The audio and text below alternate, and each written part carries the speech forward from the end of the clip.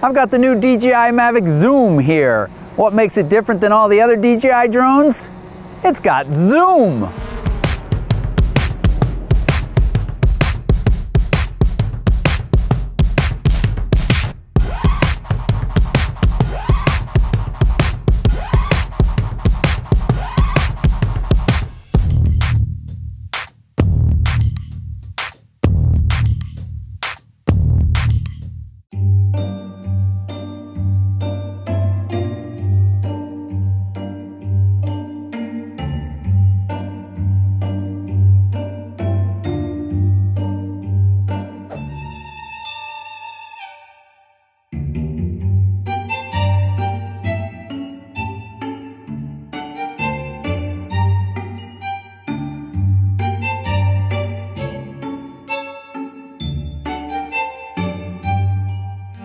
On the outside, the body is just a little bit bigger than the previous model, but more streamlined. It weighs a bit more and uses redesigned batteries. These batteries, along with the upgraded motors, they actually increase the flight time to 31 minutes from 27, increases the top speed to 45 miles per hour, up from 40 in the previous Mavic Pro, and it's all a little bit quieter. It's important to note, though, with this redesigned battery, no previous battery chargers are compatible. Even though the pins look very similar, they don't quite fit. Now, one of the biggest visual differences between the previous model and the new Mavic Zoom is all of these little cameras on the outside. Now, the previous model only had front sensors, making it possible to fly backwards into a tree in Croatia, just as a random example, I'm saying. In addition, these front sensors on the Mavic Zoom, they assist with tracking. Now, this provides the ability to not only track faster moving subjects and be smarter about that tracking, but it can actually make predictions about their trajectory even when the view might be temporarily blocked. I tried this out the other day with my son on the playground.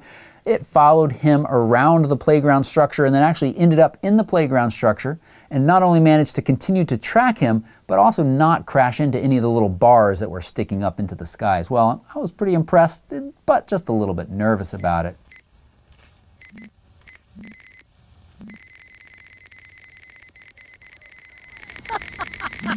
Good job, little buddy. Now, the remote looks very similar to the previous model, but we do have this three-way switch on the side for moving from normal to tripod and sport mode. So 3 modes on that switch now. And this might seem like a little tweak, but these joysticks are actually removable. They unscrew and stow in the body, and it makes it a smaller profile and much easier to pack up. This actually can make a pretty significant difference in how small a camera bag you can fit all of this into. Underneath, you've got the same buttons and dials as the previous model, but now that right dial controls the zoom. You can customize all of these controls quite easily within the app.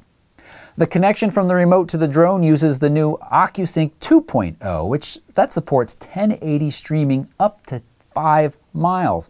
It does some other smart stuff in the background that keeps that streaming high quality, even in areas where a lot of people might be on their Wi-Fi. I mean, I mentioned this in a recent review of the Parrot drone. Drones that rely on Wi-Fi alone, like the Mavic Air and like the Parrot Anafi, they can really suffer in populated areas with the quality of the stream.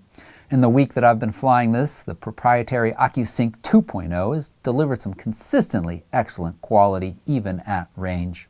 Now, the new model gains a few more quick shot modes that several have already been in the Mavic Air for a while, but we've got hyperlapse, time-lapse in the sky, and of course those asteroid and boomerang. And you know what, instead of just talking about these, let's head out into the wild and give them a try.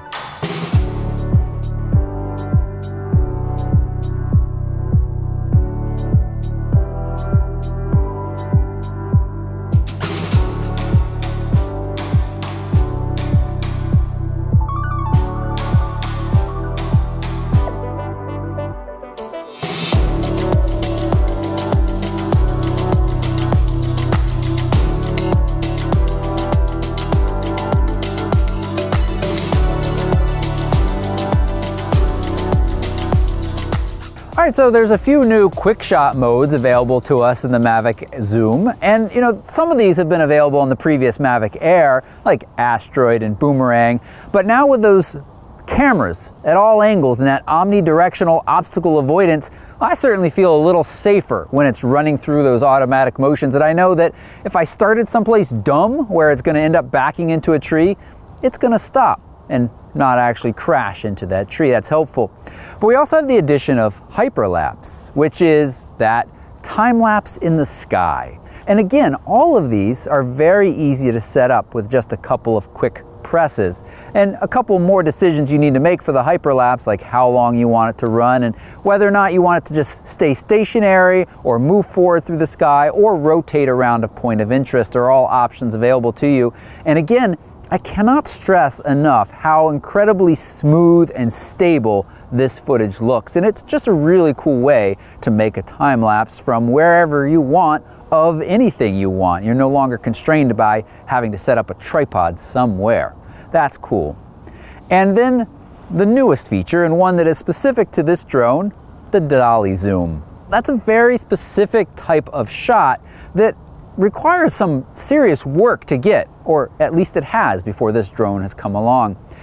As the drone moves backward through space, it uses its optical zoom, that's right, it has an optical zoom, to zoom in and keep the subject stationary. Now, as that zoom happens, you're compressing the foreground and background, and you're just kind of making the area around it, around your subject, look a little bit more epic.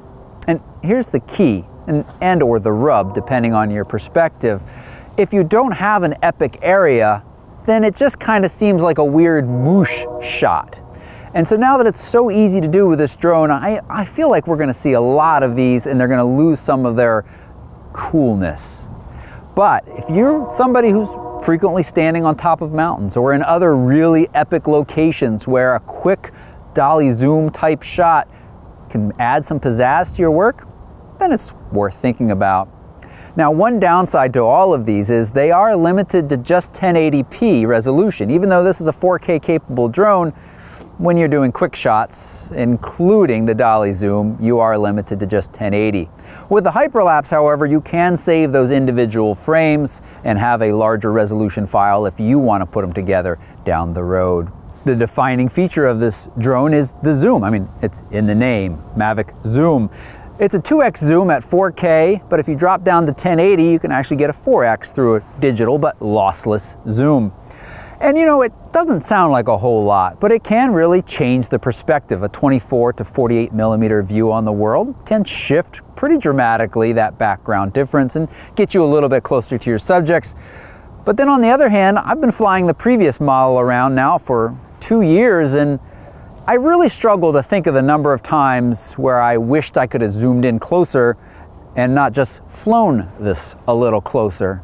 But again, that perspective change is nice, and also with additional no-fly zones popping up here and there, maybe having that zoom lets you get a little bit closer and still stay in the legal boundaries. All right, so, you know, there's a kayaker out here along the Seattle city skyline, and well, one, as I was flying out to him, I realized the zoom really can make a difference, and he went from being this little speck to actually being something that we could see in the footage without getting too close to disturb his evening.